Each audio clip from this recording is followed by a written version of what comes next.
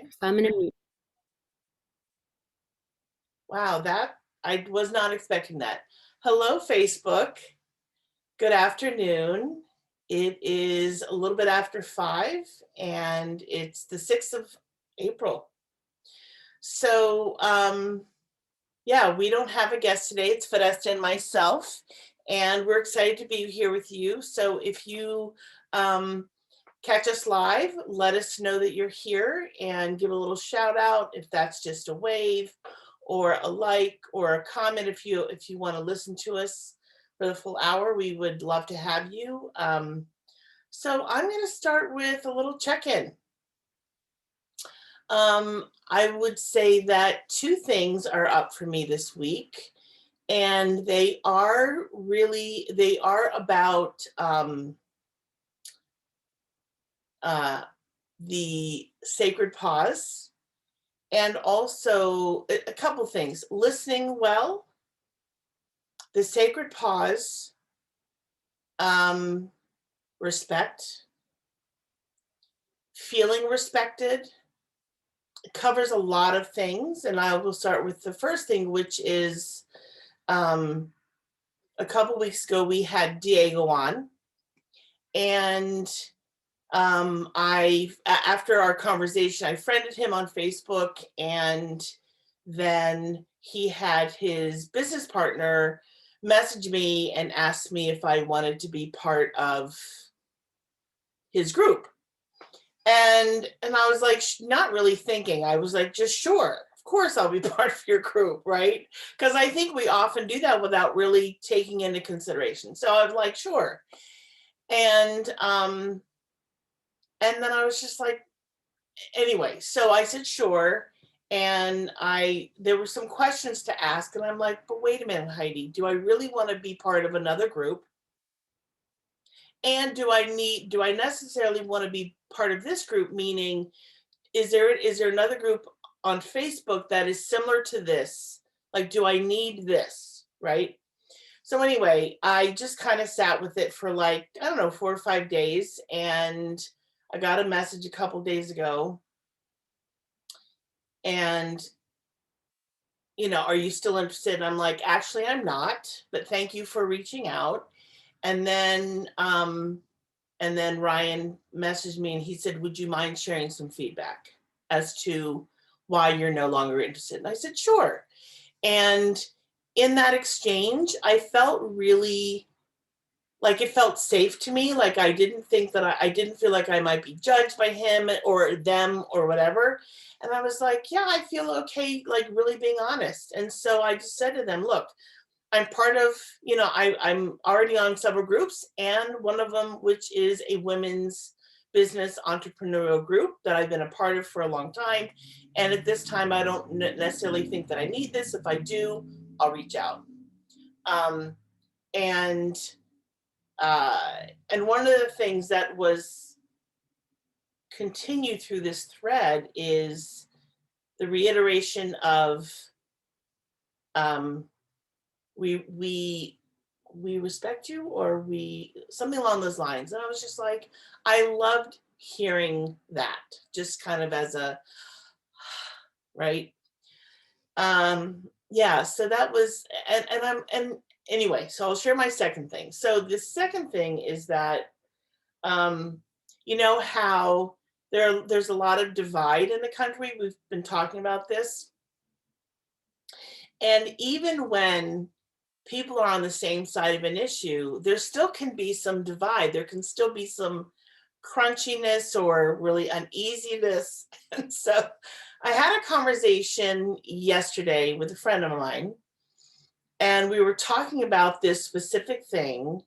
And I was working on getting this person on board with this other thing. And what I learned through the conversation is that there's been some real trauma for this person. And which I kind of knew, but I didn't really know. And so having more information, I was like, I get it. Like, I'm not even going to try to push at all. Not that I felt like I was being pushy, but I was like, let's just kind of check out this edge a little bit. And I'm like, I don't need to do that. This is where this person is. I respect them. It's okay if I have my experience with checking out this other thing, but there's no need to push that. So what I learned is to really sit back, like really use the pause, that sacred pause, because it can just save so much grief and misunderstanding and all that, which is okay to have, like that uncomfortability is okay to have, but it's also not necessary if, you know, if we if we listen to others and if we respect others and allow them to be in the space that they're in. Yeah. So I just want to yeah, I want to honor everyone for wherever they are in their lives and believing, having their own beliefs and feeling strongly about whatever that is. I just think it's important as humans to respect, like really truly respect each other. Yeah. So that's my check in. Juicy. Thank you. Yeah, and I want to hold up a couple things that I heard you say. One is that you really did check in with yourself as it related to the groups. And like, do I need more or do I actually am I good or do I even need less, right? Like just being with yourself versus just being kind of a yes to be a yes. And then being respected throughout that no, which feels really good to me, right? How often are we really respected in our no? And how wonderful is that to be like, I feel seen in my no versus, I don't know, questioned, or pushed, right? And then hearing you offer that up to another, right? Being like, oh, I've got more information. I'm not going to push here. I'm actually going to respect this person where they're at. And maybe choosing your battles, I suppose, on some level too. Yeah, there's like the wisdom of that. Thank you. Mm, I'm honestly just landing, which is an interesting feeling for me. Just had a busy day and I'm trying to think. It's a bit of like what to share and what's mine to share, right? Comes up for me sometimes. I can say in the last week, really new moon and Aries energy, I've seen a lot of breakups happening with clients, with friendships in many settings where I'm like, wow, like something's shaking the tree a little bit, and I always think spirit is doing that for the good often. And even in my life, feeling like I'm shaking the tree, which isn't my normal operating system, but it feels important to, I guess, for me to name my needs and to not back down. I think maybe that's what the fire season is about, is a certain advocacy. I don't want to put it into a place of demand or bullying, but a place of like very healthy, feels like very grounded self-advocacy. And it feels good. Like it actually, I mean, it doesn't feel good every second, but overall it feels like I have a backbone around this. And I think something that I hold true when I can zoom out a little is I'm also advocating for this other person, right? I'm advocating for like a leveling up that would be healthy. And my mentor today, I asked her a question in relation to what I'm seeing with certain couples and my own relationships, and she said something about like we have to honor each other's pacings, right? Or each other's values. The differences aren't a problem necessarily, right? We can be respectful through our differences. But the thing she said that stuck out for me, she's like, and one person can't put their dreams on a shelf and wait for years. Like that's not work. That doesn't work either.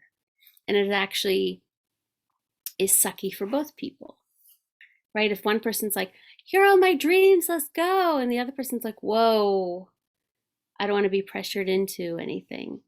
So her her beautiful wisdom of like, hey, it probably sucks for both of you, right? Like I've been holding like it sucks for me energy, right? And being like, oh, okay, yeah, I could see where that wouldn't feel good for my partner, right? But then not like having compassion, but not losing track of myself,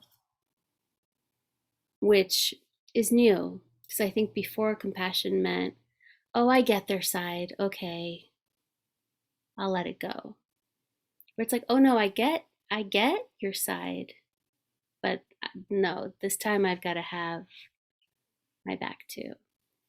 So it's just an interesting, and I'm talking in circles a little bit, but it's an interesting experience to observe myself so solid. That's probably the headline. I feel like I'm clear. I know what I want, and I'm that's what I'm gonna get, I guess. That feels like a place I've wanted to arrive at in my life.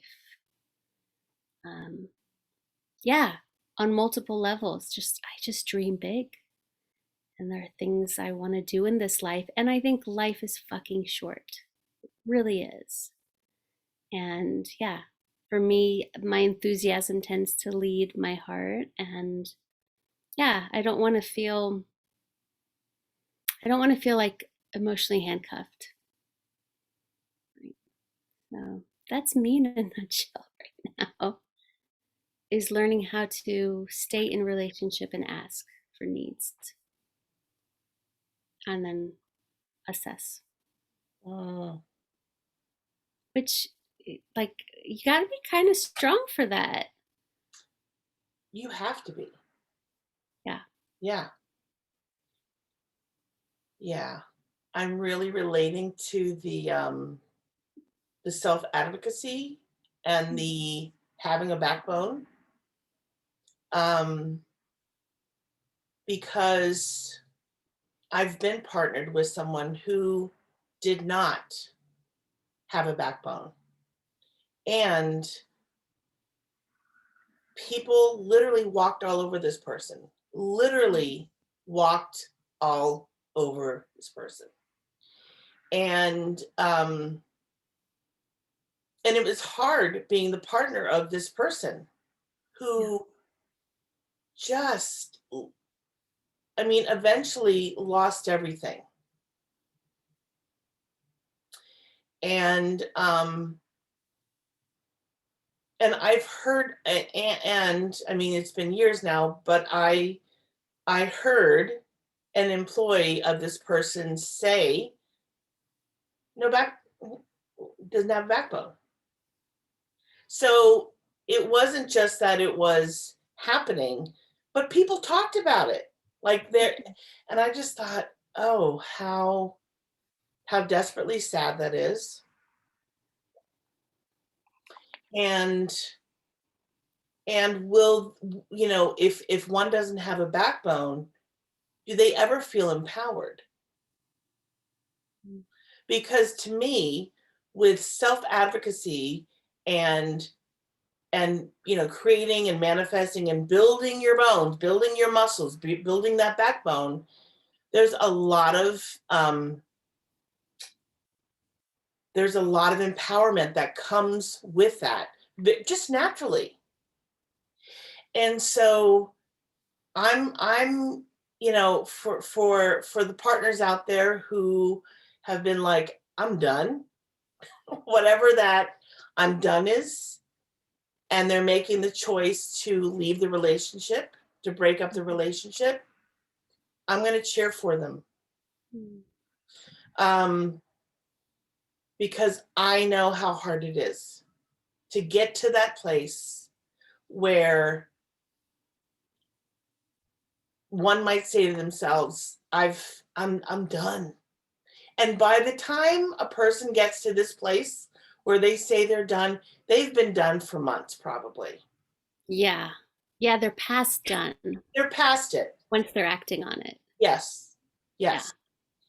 Yeah. And I think I've mentioned a few times on the podcast that I have several women. I'm going to say at least 4 or 5 women in my life right now who are partnered and on the precipice of leaving Mm.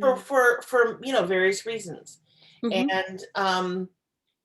And because I've been fortunate enough to, for them to trust me to share that information, the journeys, the journeys that they have endured and the shit that they've had to put up with to get to that place, I am going to support that 100%.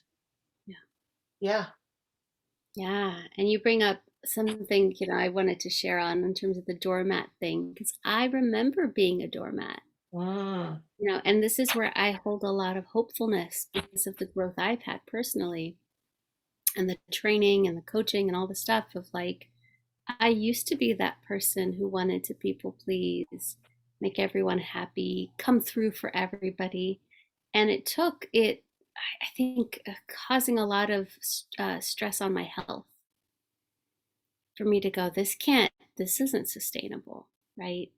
And then little by little, and it was little things like saying no to an invite or saying, no, actually, I can't work late tonight. Or it started as baby steps of flexing that no muscle, asking for a raise, um, letting someone know if I felt, deprioritized or not considered in a certain setting, a friendship.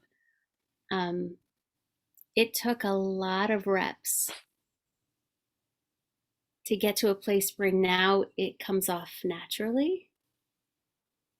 Like if something's a hard pass, it's a hard pass, right? And I remember watching a mentor of mine, he was in a metal band, and he was incredibly jovial, really gregarious, wonderful entertainer, human. And he seemed to have no problem. This was when I was just beginning to try to figure this out, in my 20s. Everyone would be partying in a hotel room, hanging out, and he'd finally get up and go, you know what? I don't mean to be a dick, but everyone get out of here. I need to sleep. And I used to think, how brazen is this person to advocate for themselves? mhm, But he had such inner confidence, isn't the right word, but inner security that he didn't mind telling people to get out of his hotel room because his sleep was more important for the day ahead, the weeks ahead on a tour, mhm. than being liked. And I Yeah. still remember that moment being like, that's bold. I want to be that bold. Mhm. And it's been a journey, right? Like when you say growing that backbone, it's a journey to Yeah. speak up for ourselves. For me, to name my needs, to set boundaries, to say like that really hurt. It's an ongoing journey. Yeah. Yeah. Just for anyone listening who's like, oh, I want that, but I don't know how to do that. Like it's possible. It's very possible. It is very possible. And the other thing that I want to add is that I would, I mean, I've been through periods of time where I eventually spoke up for myself, but initially I did not. Hmm. And I was like, damn, Heidi, you knew better. Like you knew better, And it's those moments that I regret Hmm. not speaking up for myself because then I have to do a lot of repair or fixing or backtracking. And I'm like, if you would have just said no from the beginning, or whatever the response was from the very beginning, how you really felt inside, shared that, you wouldn't have all this other. I'm going to call them like dust bunnies, like that gather up, because it's a bunch of that energy, right? That's just Angry dust bunnies. angry dust bunnies that just kind of accumulate. And I'm Yeah. like, oh, I so much more cleanup than was necessary. Hmm. Um, yeah. So because when I think about, it's interesting because we talked about maybe having regret as one of our Hmm. topics today, Hmm. and I don't have. I will say that I don't have a lot of regrets in my life. Um, but the things that I do regret is when I don't listen to my intuition Hmm. because I know better. I know better. Like everything inside is screaming, do that or don't do that. And I do the opposite because I'm scared or whatever, for whatever reason I choose the other. That's when I have my biggest regrets. And it's still, that's that's an ongoing journey of learning processing, right? It's a learning process, an ongoing lifelong journey, and I feel like I'm getting better at it. Hmm. Yeah, Yeah, progress, sure, sure. right? Because it's not going to turn on a dime. I mean, that's not going to happen overnight. Um, but I will say I'm getting a lot better at it. Thank Hmm. God that I'm getting better at it. Same.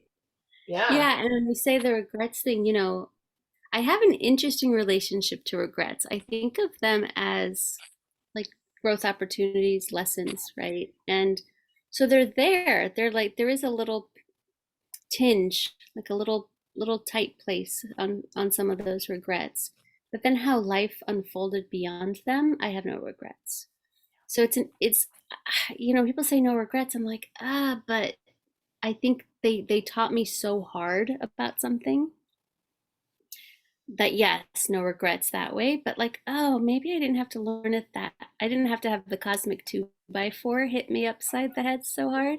Right. Like that part I can kind of own. And one of the things that really displaced my people pleasing was getting injured on the job, where I was totally like a desk coordinator, wasn't supposed to be doing any heavy lifting, hadn't been trained to do any heavy lifting.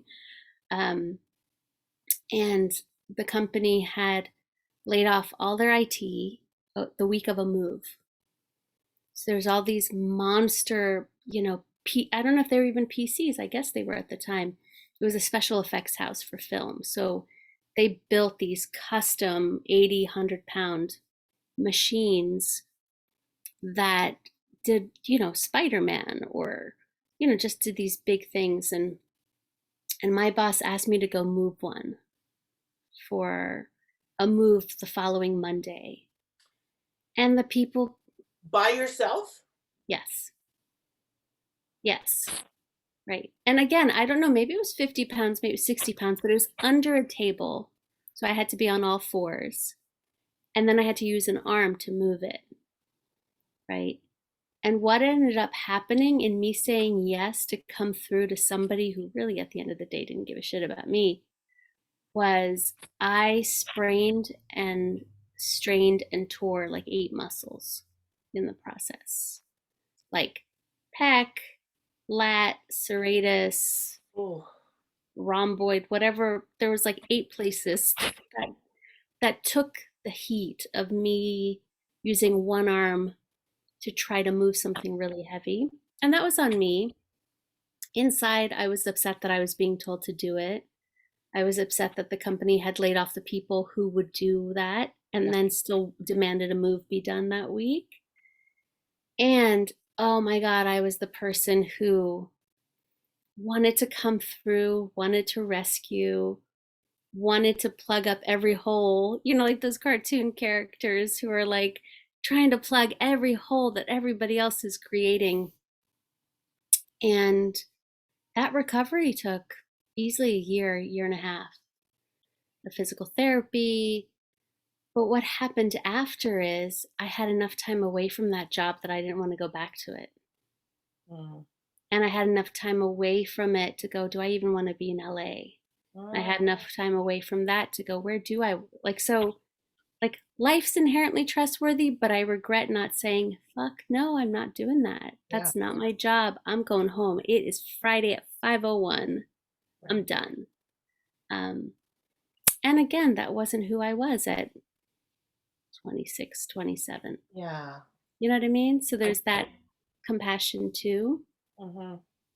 And the place I regret the most is believing any of the disempowering things that my inner critic says when I'm in a low place, right? Like possessed by the amygdala, hormonal, tired, whatever the reason, that I really sometimes believe that voice that's disempowering. Mm-hmm. And that's like a hell, a particular kind of hell to me that I Mm-hmm. experience. Um, so that's one place I go, man, when I come out of those, I'm like, wow, like that was a whole, what's it called? Hallucination I bought Mm. into. Right.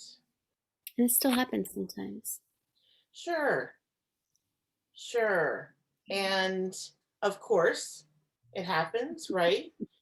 And I think too, though, now that you've gone through the experience, Mm-hmm. probably several times in your life, you have more awareness. Mm-hmm. So that's the gift, Yes. right? Yeah. Yeah, Yeah. that's And Diego said something about how he doesn't believe anything he thinks that disempowers him anymore. And I was like, wow, that's really interesting. Like, he's like, I only believe the thoughts I have that empower and energize me. mm, Thought, what a great filter, right. right? For not taking it all in, or not believing every thought we have. Yeah, Um, yeah, that feels powerful to me. definitely. Yeah, yeah. Hmm. There are,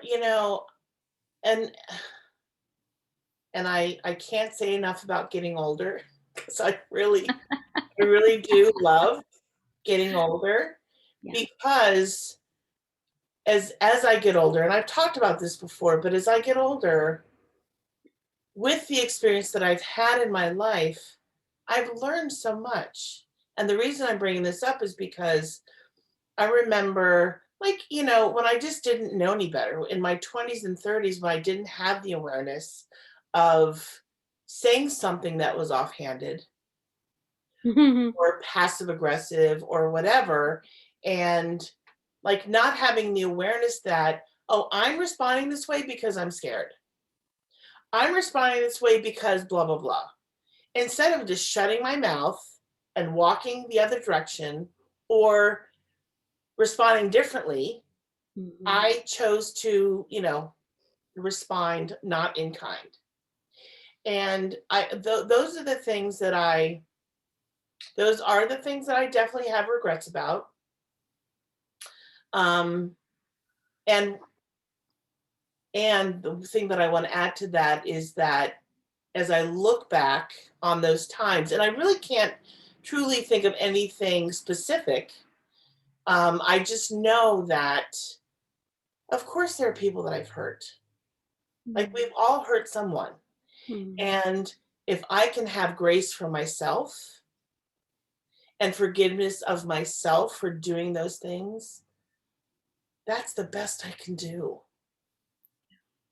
And so it doesn't erase the regret or it doesn't erase what I've done. Um, what it does though is it gives me peace of mind, and I will also say that my heart feels a little bit lighter. Yeah. Yeah. The empathy piece, the self empathy piece, right? Yeah. Like none of us have a manual for No. all of this. If somebody does, please let us know. Right. And it's all learning It is. in real time, which is kind of crazy. Like if I was playing a video game and I had to learn stuff on the fly, My gosh. Yeah. that's life, Yeah. right? And I think of parents in particular. I had asked a friend once how fatherhood was for him, and he was like, "Well, I know my kids are learning, but they don't know that I'm learning." And just that, awareness of like, oh yeah, of course you don't know what you're doing either. Like it's it's equal parts instincts, hopefully, that Yeah. kick in and winging it, Completely. right? And I don't ever think of that with our parents, that Yeah. they didn't appear to be winging it. Like they really look like they were on top of Yeah. things, generation. Yeah. And I think they were winging it because I'm looking at myself at this age going, my mom had a kid in college at my age, Right. right? And like I'm like, I don't know, I'm still raising myself. Yeah. Would I have like how would I have raised a whole adult? Right. Given where like my head space was at Right. Right. Yeah. the last 20 years, you know? Yeah. Yeah. So Yeah. just even compassion there for Oh, the parents. when I say, and I really mean this in the truest context of the word, I don't know how. I don't know how they do it. I really, really don't. I don't know how they do it. And when I think of my parents and had 4 kids under the age of 7 by the time the youngest came around, I was like, and the beautiful thing about childhood is that most of the time we really, like you said, we don't know that our parents are learning. We don't know that they're struggling. Hmm. And I mean, when I think about my mother being on top of it, it was, let's get this out, let's put it in the oven, let's take it out in an hour, and we feed the kids. Like that's what it was. It was literally we were surviving. Hmm. It was them keeping us fed with a roof, with beds. I mean, that's what it was, and safe. Like the fact that we could start the day with 4 kids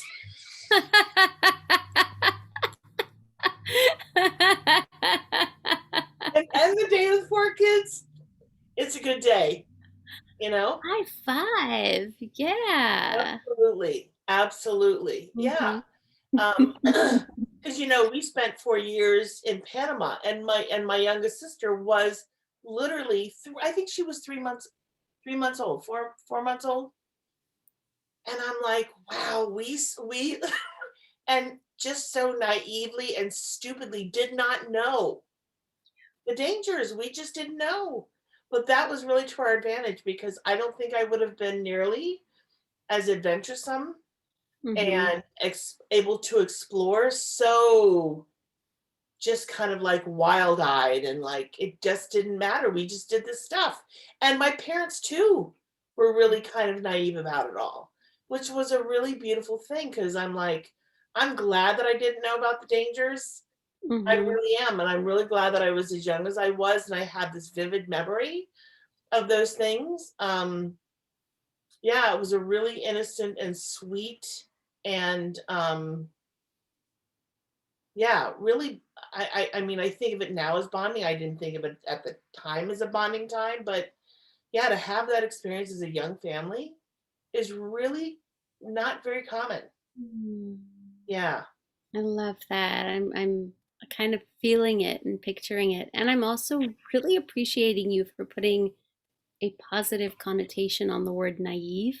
Mm, I think so often it slants to like a negativity bias when people say naive. okay. And I'm relating to the times I've traveled and been wide eyed and bushy tailed and naive. And somehow I believe that energy actually kept me in the right places at the right times. Same. Do you Yeah. know what I mean? I Yeah. don't think it was that I was being blind and like I wouldn't have resources if I needed to, but I wasn't wandering around going, oh my God, am I going to be robbed the whole time? It was like, oh wow, this is such a gorgeous place and these humans are so beautiful. And um, I get curious now, given the last 2 years, where a lot of us didn't travel. I know I have that wanderlust. And Lindsay and I were talking about this, being like, oh gosh, like I used to solo travel. Like, Right. am I up for that now? That would be a not what's the right word? Like it's something I've done, but and it's something you haven't done for a few years. Mhm. It starts to feel farther away in terms of confidence, competence, Right. that kind of a thing. And just being like, yeah, I think I like would love to do some solo travel. And what do I have to kind of put back into my head Yeah. to do that? And I would say the same thing if I had to get on a stage in a week. It's like, Sure. okay, I've done shows, but I haven't done shows in the last 2 years. Like what would have to come online again Right. to be a performer post, I keep saying we say post pandemic, but like after this much time on a digital platform. Yeah.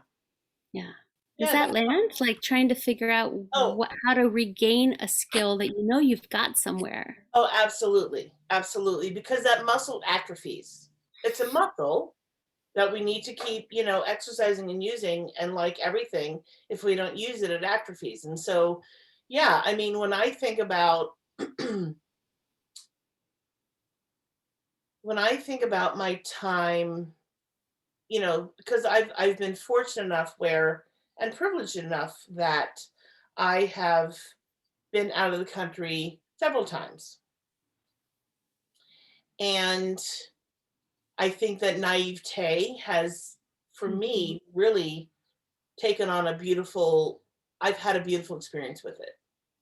And Yes. I'm much less like once I get familiar with a certain city or a certain area or whatever, I'm less apt to I'm more apt to explore and less apt to feel like I have to look around, that kind of thing.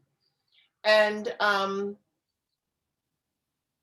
and I would say in the last 2 years, my muscles have atrophied. Like that muscle for sure has atrophied. And it makes me feel sad. I feel sad about it because I don't want to be scared to go out. But but I feel it every once in a while. I'm like, okay, you've been indoors too many for too long.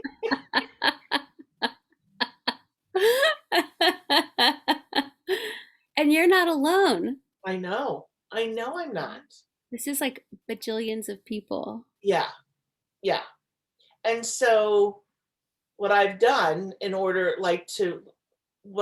I have intentionally put something on my calendar that gets me out. Hmm. And yeah, I mean, I can cancel an appointment, I can change things up, but I'm like, no, you need to get the hell out of your right. You need to get Yeah, the because hell when out you of say your atrophy, right, it's like everyone's feeling, I won't say everyone, but a lot of people I speak to feel yes, socially awkward. And it's like, yeah, you gotta just get back on the horse. I mean, do it gently, do it with people you trust, do it in environments that feel good to you. Like, you don't have to go from zero to Madison Square Garden, right? Like, you can go for like coffee date with someone you really feel safe with and yeah, just practice the in real life human thing again. yeah, Yeah. I feel you on the sadness because Google sends this like monthly timeline since it tracks you on the map, when you're driving and you're doing stuff. And um, March was like 2 doctor's appointments, like 4 coffee dates, and like all within a 20-mile radius. And there were some days when I'd click it, it was only the home destination. Like I hadn't even left the house. Yeah, and partly like there was some shitty weather days and stuff, but when I was going through it, it wasn't like Utah or right, Sedona or like right, things that I think I'd like it to be. So yeah, I felt that sadness too of like, yeah, God, I got as far as Nyack. Like, In March? Like, really? Right. Oh, something's got to give there, you Yeah. know? So I felt it too. And I invite myself when I have a sadness like that to look at the yearning Mm, behind it, to look at the desire behind it, and then like course correct. Like, okay, you want to go farther than a 20-mile radius. That makes sense. yeah. Yeah. What can we do that serves that, you know? Yeah. Yeah. I did see that Italy is loosening all their COVID restrictions as of April 1st. Oh, nice. I've been curious about that. Because to me, Europe calls, so does like places like Brazil, like places I've been that I know well call. Yeah. And I haven't seen all the states either. So like there just feels, I think to me like, and I don't mean to be morbid when I say this, when I say like life's short, but there is a part of like my soul that's like, we got X amount of time in this earth suit. Yeah. Like, let's go explore, you know, Yeah. cultures and flavor. I think of like I know. Morocco and I think of like all the colors of the clothes and the Mhm. spices and the smells and, you know, the sensual HSP in me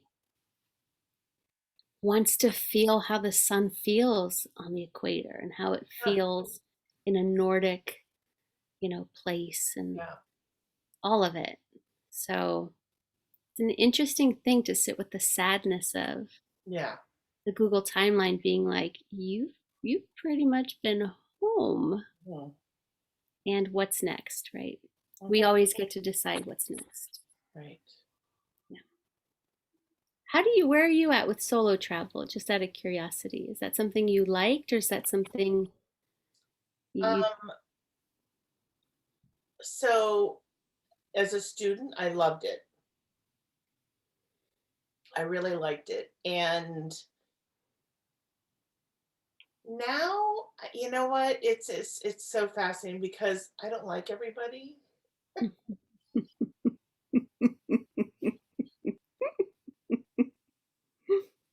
And I'm saying that in the context of,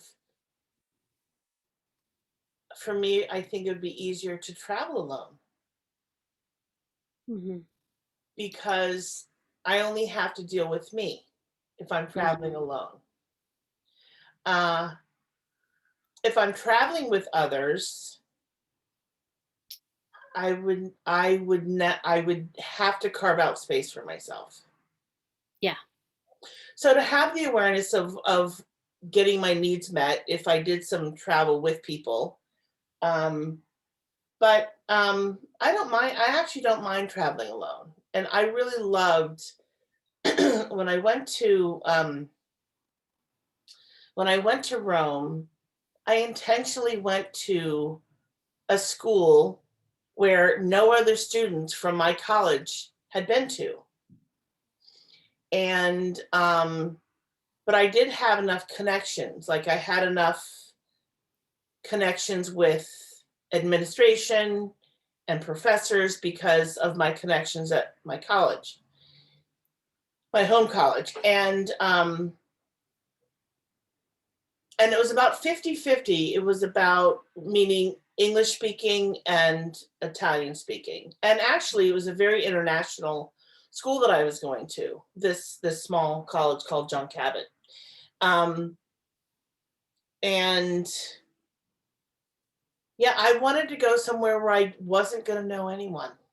Yeah. So I really wanted to be like a fresh kind of a, I wanted to be like a virgin voyage, if you will, like a brand new, eyes open, not knowing anyone, anything, and just kind of Right. diving in. Yeah. And I was scared. Like absolutely, I was scared. Like I left on New Year's Eve of 95 going into 96, and I'm like, I'm doing it. I don't know what I'm doing, but I'm doing it. I, Ah, but I had also taken care of things that needed to be taken care of before I got there, because I didn't want to go. without having housing set up. And a lot of students do that. And then they're scrambling, and I'm like, oh, that is not my jam at all. Like, it was really important for me to know that I have a bed to sleep in that Mhm. night. Um, and so that I am very, I guess, I don't know if that's a practicality, but I'm very practical minded when it comes to things like that. Like, I That's really also don't, good for your nervous system. oh, Right. absolutely, absolutely, yeah. Wow. Um, so anyway, I feel like I got off a little bit of a tangent, but um, I actually do okay solo. Yeah. I love the fusion though, right? Like there's the solo travel where no one knows you and like you are out there, and then there's the being with someone all the time thing, which also doesn't work for me. Right. And I like that in between place. I remember both in Europe and in Rio, like having where I had time to myself first thing in the morning for like 5 or 6 hours. Like this is my time to go to the beach or go to wander or just sort of have this like liminal place that it was me, my journal, cup of coffee. And then I would, if it was in Rio, it was like I had to get to the studio. It was like, okay, I'm on my own, but 2 p.m. I got to get a cab to the recording studio. And so that had me tethered to people that I did know, Hmm. that I could connect with and enjoy some time with, and then go back to my own bungalow and be like, oh, no people, and replenish, right? And then have the morning and afternoon again to myself. Hmm. And similarly in Europe, it's like I went with 4 friends. We were all on a work trip. And sometimes, like, the three of them wanted to go through like Barcelona's Ramblas, which is like all the shops and stuff. And I'm like, oh no, that's like the last thing I want to do. I want a nice latte. I want the beach. Maybe I'll find some flamenco guitar somewhere. And Hmm. so we would split up for half a day, knowing we'd have supper in the evening. Right. And I loved weaving it that way so that I think I just wasn't overstimulated by company, but I also wasn't completely like drifting,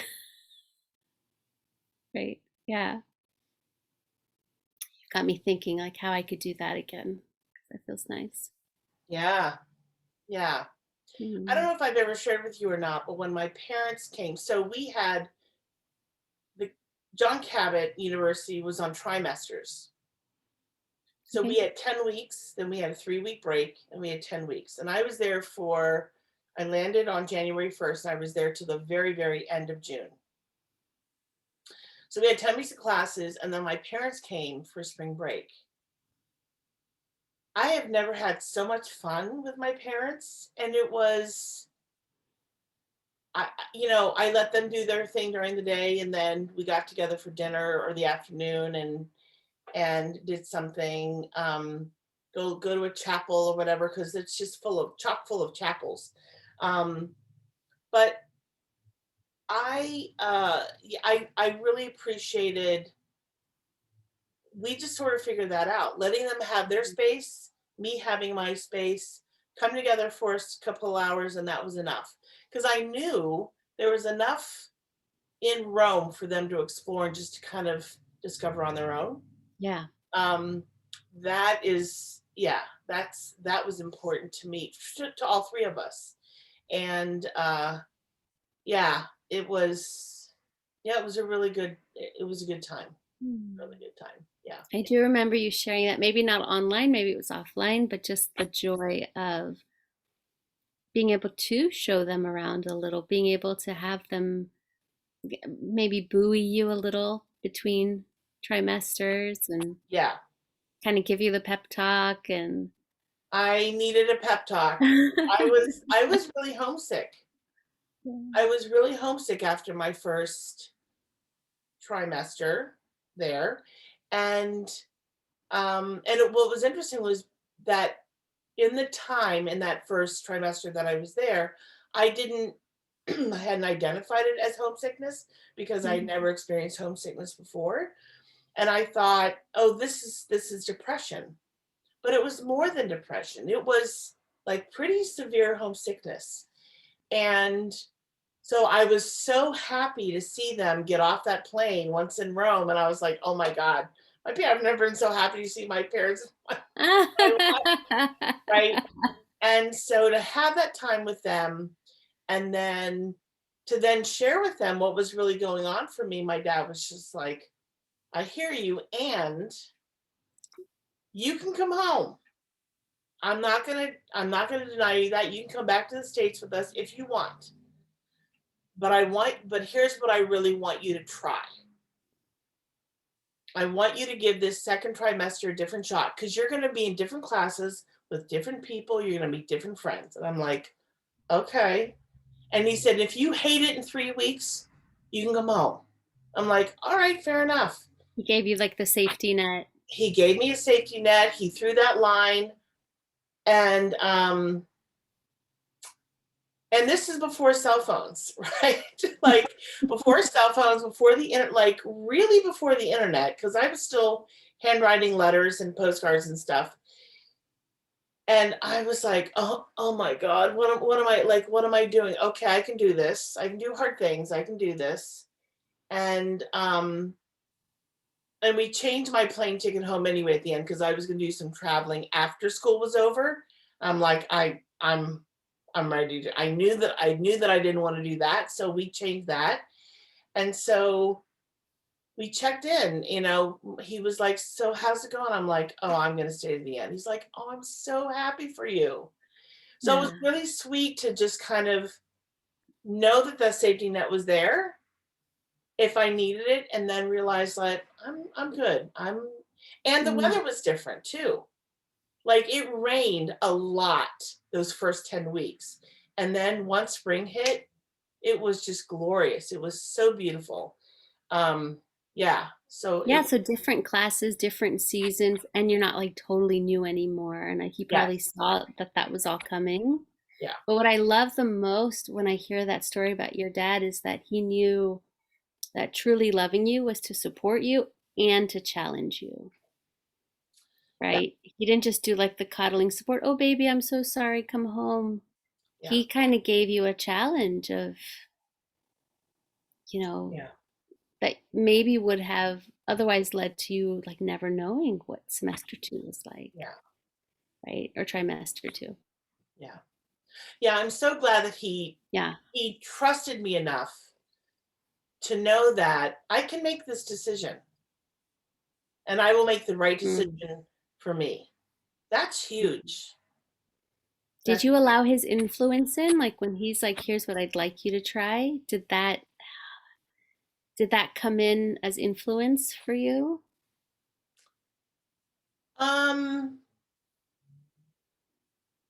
And I mean that in the best possible way. Like, yeah, I hear that. I don't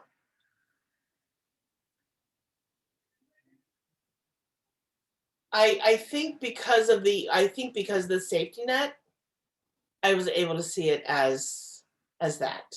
yeah, Without the safety net, I don't know. that makes sense. Yeah, because your nervous system would have been like, ah, Oh, yeah, hmm, yeah, I love that. yeah. Yeah, more support and challenge of the people we love. 100%. Bring it on. Yeah. Wow. Here we I know.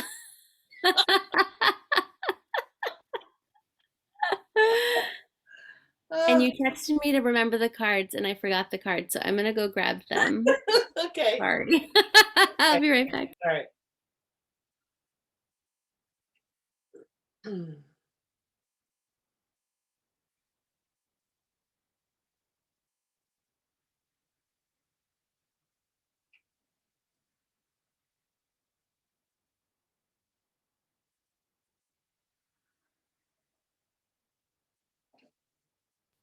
Okay, so for our audience, if someone's coming in here new, like we use the and cards. Is this right side up for you? Like It it's is. okay. It's backwards for me. Um, we are using the long-term couples edition. Seems appropriate for at least how deep our relationship has been. Yeah. I don't measure relationships in length as much as transformation. Yeah. So, okay, shuffled. Whenever you want, just tell me to stop. The middle finger? Yep, Okay. Okay. That this one. one. Hmm. Oh, interesting. Hmm. Okay. What do you think I'm hesitant to talk to you about?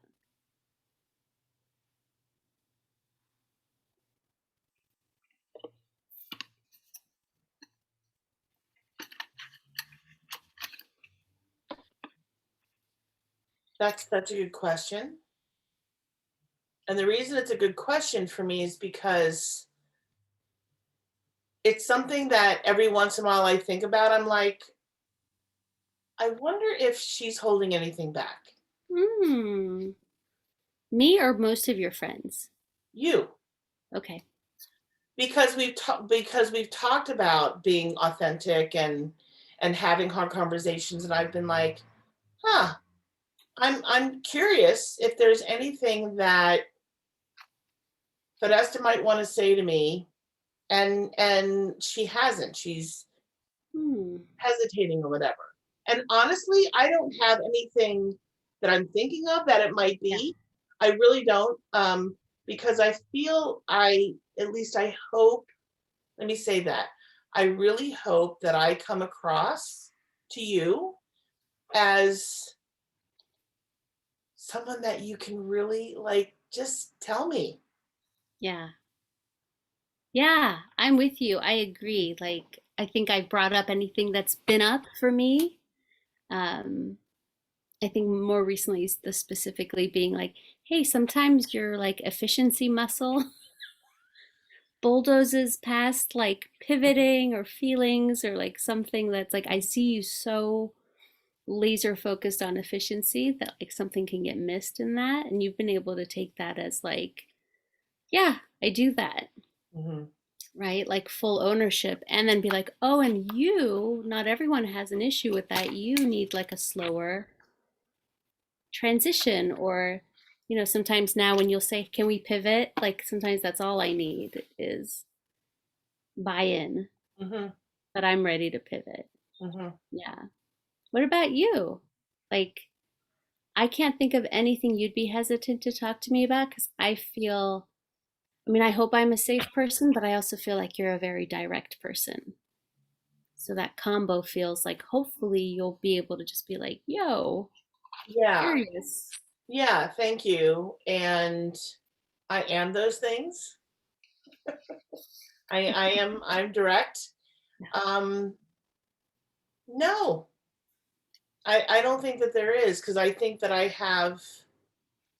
I believe that I have addressed everything that I've needed to or wanted to address. That feels so wonderful to be able to say to each other. Yeah.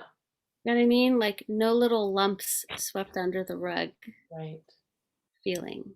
Yeah. Very clean in terms of Very clean. I generally check in with you in real time, if not the day after, if something's like, hey, what was that about? Yeah. It Yeah. feels really good to keep things current. Yeah. Yeah. Hmm. Yeah. Because to have like, I used the metaphor earlier, the dust bunnies, right? Because they can really gather and create a mess. And I'm like, yeah, I don't want to do that with, Yeah. I just don't want to do that with my people. Yeah. And it takes two people who are open and willing to have that kind of relationship too, Yeah, for sure. right? To say, hey, you can come to me when you think I'm, you know, doing something that feels sketchy to you or just doesn't work for you, right? It could be that no one else has that like care instruction, Yeah. or it could be that other people do and they're not saying it.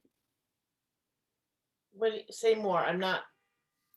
Like I think if you came with me with like, hey, I see a lot more of you when we do our own check-ins than I Oh, do on yeah. screen, then I wonder too, like I know for me it benefits me because then I start looking at like, hey, are other people feeling that in my world? And how can I be even more authentic with them? So just that feedback wasn't just between us, right? It trickled into like, where else do people feel like there's a little bit missing or Hmm. a little bit saccharine, Hmm. you know? Yeah. So just also naming that for our audience, like when you have the courage to give someone feedback, and obviously you want to get buy-in that they're open to feedback, Yeah. that it might serve them in multiple aspects of their life. Yeah. Yeah. So it's not entirely a selfish thing to say, hey, I notice you do this thing and you kind of, I don't know, you get kind of pokey and critical when you're stressed out, and they might be doing it to their wife and their son and their boss and their coworker. And so you might really be helping someone with your feedback to be more relational. Yeah. Yeah. Yeah. Hmm. Mm. Thank you, friend. Thank you, friend. This was really lovely. Yeah. Another really warm and deep and thoughtful and I was a little I felt a little provoked with the with the what was the topic, the regret. you know Mm-hmm. it was all rich. It was very rich. Yeah. Thank you. Yeah, I feel very like soul glowy and really like nourished to connect with Mhm. you this way. And thank you to anyone watching or watching the replay. Just if anything resonates with you or you have a question we can answer, feel free to drop it in the comments and we'll definitely take a look at that. Bye, everyone. Bye.